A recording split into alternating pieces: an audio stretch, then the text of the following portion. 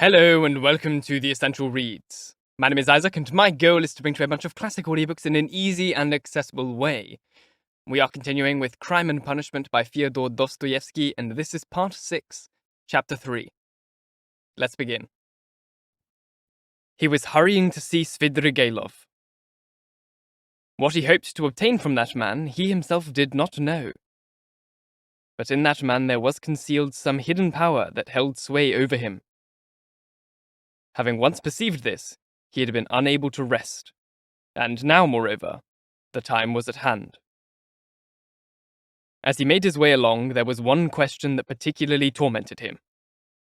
Had Svidrigailov been to see Porfiry?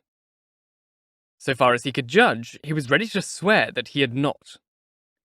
Thinking about it more and more, remembering all that had happened during Porfiry's visit, he put two and two together. No. He had not. Of course he had not. But if he had not been to see Porfiry yet, would he or would he not do so eventually? For the moment, it seemed to him unlikely. Why was that? He could not have explained this either, but even if he had been able to, he would not have spent too much time worrying his head about this in particular. All of these things tormented him, yet at the same time left him somehow indifferent. The strange thing, which possibly no one would have believed, was that the question of his present, immediate destiny left him only faintly and somewhat absent-mindedly preoccupied. He was being tormented by something else, something of a far more important and ultimate nature, something that concerned him and no one else, but that was different from all this, something essential. Furthermore, he was experiencing a sense of infinite moral weariness, even though his reason was functioning better than it had during all these recent days. And was it really worth it now, after all that had taken place, to attempt to master these newly arisen trivial embarrassments? Was it, for example, really worth trying to hatch some intrigue in order to stop Svidrigailov going to see Porfiry? To study the behavior of a man such as Svidrigailov? To make inquiries about him? Waste his time on him? Oh, how tired he was of all that. Yet here he was, hurrying to see Svidrigailov. Might it not be that he was hoping for something new from him? Some hint? Some way out? Like a man clutching at straws? Might it not be that fate and instinct were drawing them together? Perhaps it was merely the effect of weariness and despair. Perhaps the person he needed was not Svidrigailov, but someone else, and Svidrigailov merely happened to have turned up. Was it Sonia? But why would he go and see Sonia now? In order to ask for her tears again? And in any case, Sonia frightened him. Sonia represented an inexorable judgment, a decision that could not be altered. Now it was either his way or hers. Particularly at this moment, he did not feel up to going to see her. No, he would rather go and put Svidrigailov to the test. What was happening to him? He could not escape the inward feeling that it was precisely Svidrigailov who had, for a long time now, been the person he needed for some special purpose. That was all very well, but what could they possibly have in common? Even the wrongdoing each had committed could not be viewed on an equal level. Furthermore, this man was highly unpleasant, obviously a lecher, sly and deceitful beyond all doubt, and probably quite vicious. The stories about him tended to confirm that. He had, it was true, gone to some trouble for the sake of Katerina Ivanovna's children. But who could tell for what purpose, and in what lay the significance of his concern? This man was forever engaged in plans and projects of various kinds. During all these days, there was another thought that had kept constantly flickering through Raskolnikov's mind, causing him abominable torment, though he had made the most persistent efforts to banish it, so painful was it to him. He had sometimes fancied that Svidrigailov had been spying on him, was indeed doing so even now, that Svidrigailov had found out his secret, that Svidrigailov had designs on Dunya. What if he had them even now? The answer to this question was almost certainly that he had. And what if now, having learned this secret and thus gained power over him, he were to decide to use it as a weapon against Dunya? This notion had sometimes tormented him even in his sleep. But only now, as he made his way to Svidrigailov's lodgings, did it appear to him with conscious vividness. This thought reduced him to black fury. Of one thing, if it was true, then everything would be altered, even his own situation. He would have to disclose his secret to Dunya immediately. He would, perhaps, have to betray himself in order to prevent Dunya from taking some incautious step. What about the letter? That morning, Dunya had received some letter or other. From whom in St. Petersburg could she have received a letter? Not Luzhin, surely? It was true that Razumikhin was on guard there. But Razumikhin did not know anything. Perhaps he ought to tell it all to Razumikhin.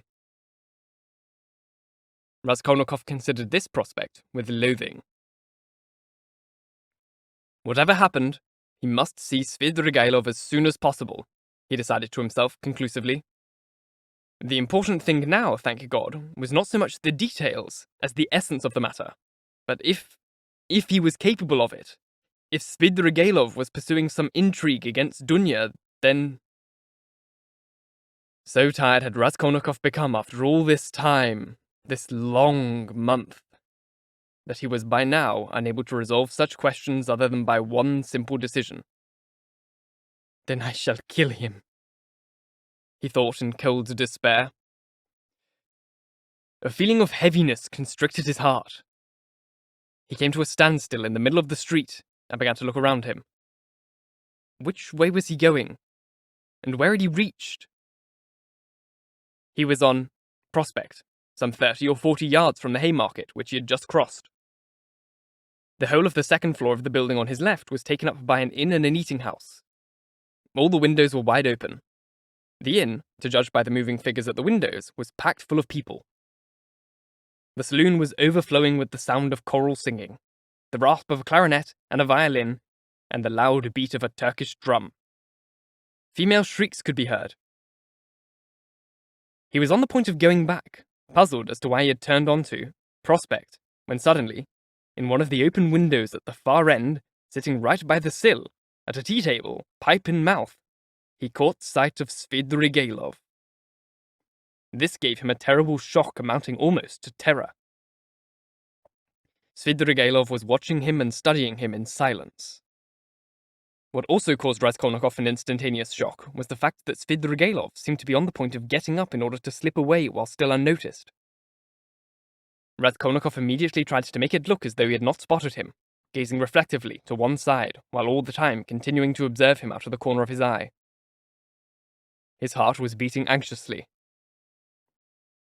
It was true, Svidrigailov evidently did not want anyone to see him. He had taken his pipe out of his mouth, and had been about to move off with the intention of making himself scarce. Having stood up and moved the table away, however, he had no doubt suddenly noticed that Raskolnikov had seen him and was watching him. Between them, there now took place something that resembled the scene of their first meeting at Raskolnikov's lodgings when he had fallen asleep. A crafty smile appeared on Svidrigailov's face and began to spread and spread. Both men knew that they had been seen and had been watching each other. At last, Svidrigailov broke into a loud laugh. Well, well. Come up here if you want. I'm in here. He shouted to the window. Raskolnikov went upstairs to the inn. He found Svidrigailov in a very small room at the back of the establishment. The room had one window and adjoined the main saloon, where at 20 small tables, amidst the desperate shouting of the pesniki, some merchants, civil servants, and a large number of all kinds of townsfolk sat drinking tea. The sound of billiard balls was coming from somewhere. On Svidrigailov's table, facing him, stood an uncorked bottle of champagne, and a glass that was half full. In the little room there was also a boy with a small hand organ, and a healthy red-cheeked girl in a tucked-up striped skirt and a Trelonian bonnet with ribbons. A street singer of about 18, who, in spite of the choral performance in the other room, was singing to the organ player's accompaniment, in a rather hoarse contralto, some kind of manservant's ditty. That will be enough, Svidrigailov said, breaking her off as Raskolnikov entered. The girl immediately cut short her performance and stood still in submissive expectancy. She had also sung her rhymed and somewhat dubious manservant's ditty with a kind of earnest and submissive look on her face. Hey, Philippe, a glass! Svidrigailov shouted. I haven't come here to drink champagne, Raskolnikov said. As you wish, I didn't buy it for you. Here, Katya, you have some. That's all I want for today. Now off you go. He poured her a whole glass of the wine and placed 1 yellow paper ruble on the table.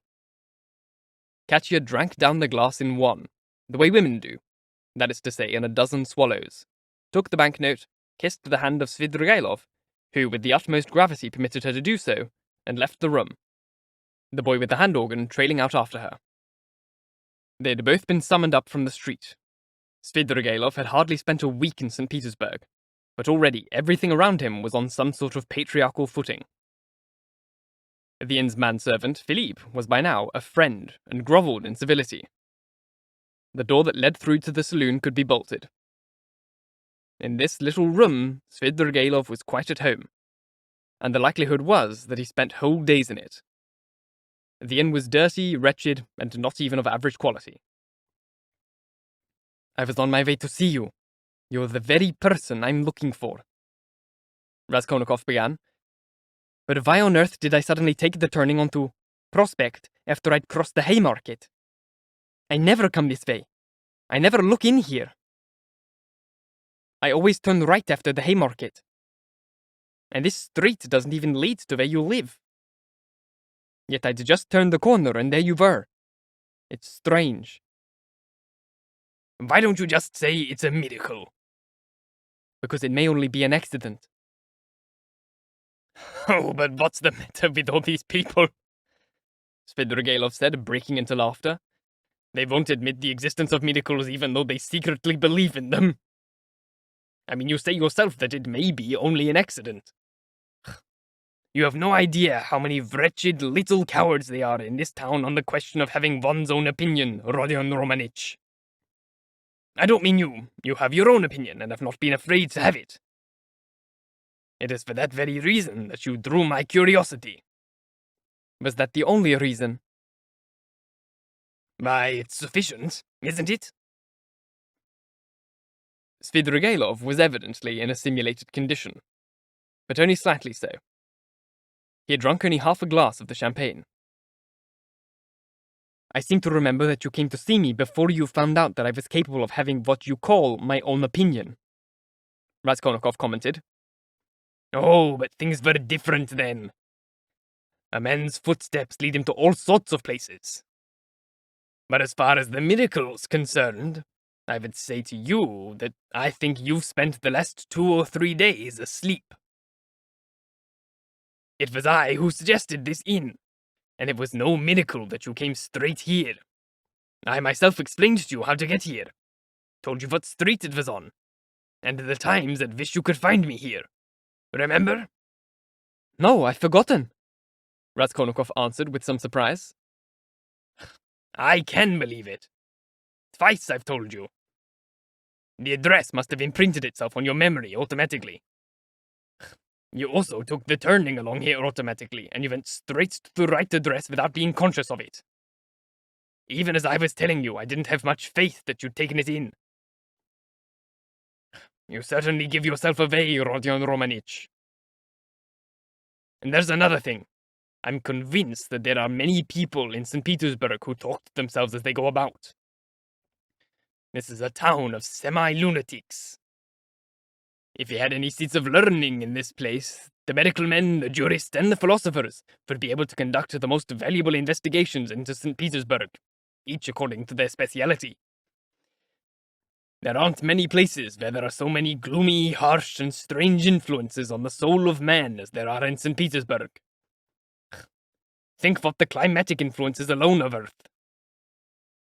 Yet this is the administrative center of old Russia, and its characters must have an effect on everything. But that's not what matters now. What matters now is that on several past occasions I've watched you from the wings. You've come out of that building of yours, still holding your head up straight.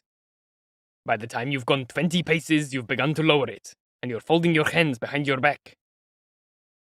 You look, but evidently no longer see anyone in front of you or to either side. Finally, you begin to move your lips and talk to yourself. And sometimes you free one of your hands and declaim something out loud. And then you stand still for a long time in the middle of the road. That's very bad, sir. Someone apart from myself might see you, and it wouldn't do you much good.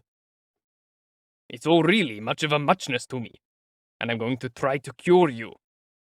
But I think you know what I mean. So you know I'm being followed? Raskolnikov asked, studying him keenly. No, I know nothing of the kind. Svidrigailov replied in astonishment. Well then, let's leave the subject of me alone. Raskolnikov muttered, frowning. Very well, let's do that. I'd rather you told me, if it's true that you come here drinking regularly and told me to meet you here twice, why it is that when I looked up at this window from the street, you hid and tried to slip away. I saw that very plainly. And why on that day, when I stood on your threshold, did you go lying on your sofa with your eyes closed, pretending to be asleep when you weren't sleeping at all? I saw that very plainly. I might have had reasons. You know that yourself. And I too might have had reasons, even though you're not going to find out what they were. Raskolnikov lowered his right elbow onto the table, supported his chin from below with the fingers of his right hand, and stared fixedly at Svidrigailov. For about a minute he studied Svidrigailov's face, which even on earlier occasions he had always found startling. It was a strange face, and almost resembled a mask. White and rubicund, with rubicund scarlet lips, a light blonde beard, and blonde hair that was still quite thick. His eyes were somehow excessively blue, and their gaze excessively heavy and immobile. There was something terribly unpleasant about this handsome and extremely youthful, if years were anything to go by, face. Svidrigailov's clothes were fashionable, summer-styled, and lightweight. His shirt and cuffs particularly smart. On one finger he wore an enormous ring studded with an expensive, precious stone. Do I really have to waste time playing with you as well? Raskolnikov said suddenly, coming straight to the point with a kind of convulsive impatience. Even though you may be the most dangerous man if you take it into your head to harm anyone, I personally don't intend to fool about any longer. I'll demonstrate to you now that I don't attach as much importance to myself as you no doubt think I do. You may as well know, I've come to tell you that if you maintain your former designs on my sister, and if towards that end you plan to take advantage in any way of the things that have been revealed of late, then I will kill you before you put me in jail. My word is my bond. You know that I'm able to keep it. The second point is this. If there is anything you want to tell me, because during all this time I've had a feeling that there is, then tell me quickly. Because time is short, and it may very well be soon too late. I say, what's all the hurry? Svidrigailov asked, studying him inquisitively. Immense footsteps lead him to all sorts of places, Raskolnikov said in black impatience. Only just now you were challenging me to be open with you. Yet, at the first question I put to you, you refused to answer. Svidrigailov commented with a smile. You still think I have some kind of purpose up my sleeve, and so you view me with suspicion. Oh well, that's perfectly understandable on your part. But however much I'd like to be on closer terms with you, I shan't make the effort to persuade you that the contrary is true. Quite honestly, the game's not worth the candle. And in any case, I had no plans to talk to you about anything in particular. Then why was I so important to you the other day? I mean, you were looking after me, weren't you? Oh, simply because you were an interesting study for observation. The unreality of your situation appealed to me, that's all. That, and the fact that you happen to be the brother of a certain young lady who interested me greatly. That on frequent occasions I had heard a great deal about you from that very same young lady, and that consequently I decided you must have a great deal of influence on her. That's not too little by the way of explanation, is it? No, actually, I will admit that I find your question rather complicated, and it's hard for me to answer it. I mean, take just now, for example. I don't mind betting that you haven't come just to see me about that matter, but about something new as well. I'm right, am I not? Yes? Svidrigailov insisted with a crafty smile. Well, that being said, will you believe it if I tell you that even as I was on my way here in the train, I was counting on the prospect of you also telling me something new, and on my being able to borrow something from you. That's the kind of wealthy men we are. What do you mean, borrow something from me? Oh, how can I explain it to you? I don't really know myself. You see the sort of miserable little inn I spend all my days sitting in, and I quite enjoy it, actually. Or rather, it's not so much that I enjoy it, as that one must have somewhere to sit. I mean, take that poor Katya girl. Did you see her? I mean, I wish I were a gourmand or a club gastronomer. But well, you see the sort of meals I get. He jabbed a finger into the corner, where on a little table, a small tin plate contained the remnants of a horrible dish of beefsteak and potatoes. Incidentally, have you had anything to eat? I've had a bite or two and won't want any more. I don't touch alcohol at all. Hardly. Except for champagne. I only have one glass to last me the whole evening, and even then it gives me a headache. I asked them to bring me a whole bottle to set me up, because I'm about to go somewhere, and you behold me in a singular frame of mind.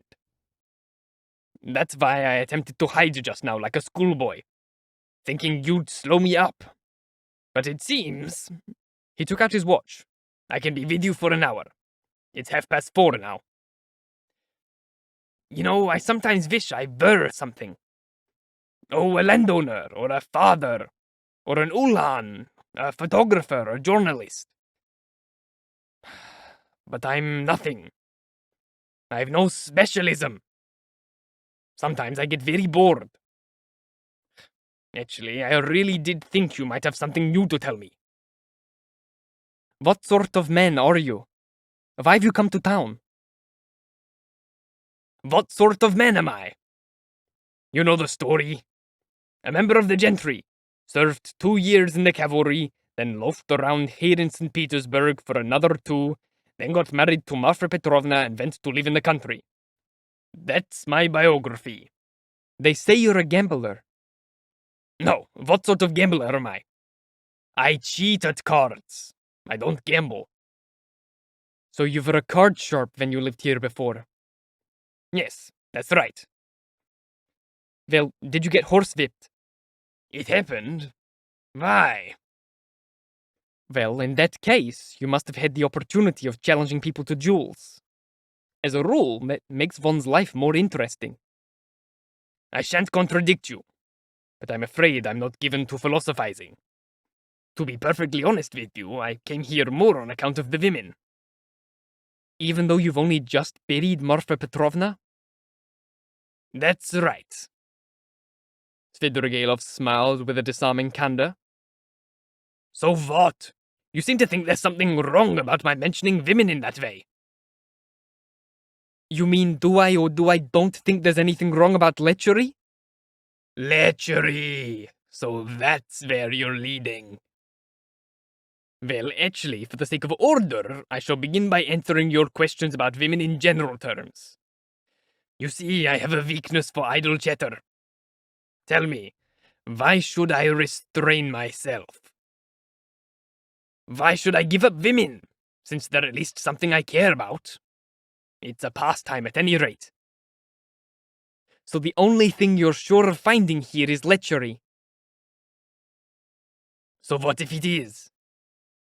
I think you've got lechery on the brain. Though I must admit, I do like a straightforward question. In lechery, there is at least something permanent. Something that is truly founded upon nature, and is not subject to the imagination. Something that is present like a constantly live coal in the blood, forever setting one on fire. A coal it will take a long time, possibly into one's old age, to put out. I think you will agree it's an occupation of sort. What are you so glad about? It's an illness, and a dangerous one. Ah, so that's where you're leading. I agree, it's an illness, like everything that passes the bounds of moderation. And here, it's essential to pass the bounds of moderation. But I mean, in the first place, it takes one man this way and another man that way. And in the second place, of course, one ought to observe moderation, prudence, even of a villainous kind in all things. But you see, what am I to do? If I didn't have that, I'd probably shoot myself. I agree that a man with any decency ought to put up with the frustration, but you see, I just... And would you be able to shoot yourself? That's enough. Svidrigailov countered with revulsion. Please do me a favor of not talking about that. He added hurriedly, and without any of the bravado that had manifested itself in all his words so far. Even his face seemed to have altered. I admit it's an unforgivable weakness. But what am I to do? I am afraid of death, and I don't like it when people talk about it. Do you know that I'm a sort of mystic? Ah, the ghost of Marfa Petrovna. Well, does she still keep on coming to visit you? Oh, that? Don't mention that either. It hasn't happened so far while I've been in St. Petersburg. In any case, to the devil with it, he exclaimed with an air of irritation. Let's rather talk about this. No, actually, damn. What a pity there's so little time and I can't stay with you long. There is something I'd like to tell you. Who do you have to go and see? A woman? Yes, a woman, that's right. An unexpected encounter. But no, that's not what I want to tell you. But doesn't the loathsomeness, the sheer loathsomeness of this whole environment have an effect on you? Have you lost the strength to stop? So you claim to have strength, do you? You've surprised me just now, Rodion Romanich. Even though I knew in advance it was going to be like this. You keep harping on to me about lechery and aesthetics. You're a Schiller. You're an idealist. All that, of course, is just as it should be. And one would indeed be surprised if it were any different. But I must say that even so, it's a strange phenomenon when one comes across it in reality. Oh, what a pity there is so little time, because you really are a most intriguing subject. Incidentally, do you like Schiller? I think the world of him. What a show-off you are, Raskolnikov said with some disgust. Oh my goodness, Svidrigailov replied, bursting into laughter. No, actually, I won't argue. I may very well be one. But why shouldn't I do a bit of showing off? If it doesn't do anyone any harm. I've been living in Marfa Petrovna's country house for 7 years. And so now, having greedily pounced upon as intelligent a man as yourself, not only intelligent, but in the highest degree intriguing, I'm simply glad of the chance to loosen my tongue. And there's also the fact that I've been drinking these half glasses of champagne, and they've gone to my head a bit. No, the point is that there exists a certain circumstance which has bucked me up enormously, but about which I shall remain silent. Where are you off to? He asked suddenly in alarm. Raskolnikov had begun to get up. He had started to experience the room as heavy and stuffy, and felt uncomfortable about having come here. His suspicions of Svidrigailov had been confirmed. He saw him as the most empty and worthless villain in all the world. For heaven's sake, sit down, Don't go yet, Svidrigailov implored him. Why don't you order yourself some tea? Come along, sit down, and I promise not to talk nonsense. About myself, at least. If you'll let me, I shall tell you the story of how a woman, to use your language, saved me. It will also be a reply to your first question, as the young lady concerned is your sister. May I tell it to you? That way we shall kill time, too. Go on then. But I hope you... Oh, have no fear. What is more, even in such an unpleasant and empty character as myself, Avdotya Romanovna is capable only of implanting the most profound respect. Thank you so very much for listening. If you enjoyed, please like, comment, share, all that jazz. And if you really enjoyed, do subscribe, because there is more to come. If you're listening on podcasts, please leave a review, as it helps get this in front of as many people as possible, and reading your reviews really makes my day. Also, listen to the show on Spotify to help me get the monetization requirements that I need there. Just pop it on while you sleep and help me get the watch hours or listening hours that I need. If you want to support the show more directly, there is a Ko-Fi link which is now on screen, which you can click on or find the link to in the description box. Once again, thank you very, very much for listening, and until next time, bye-bye.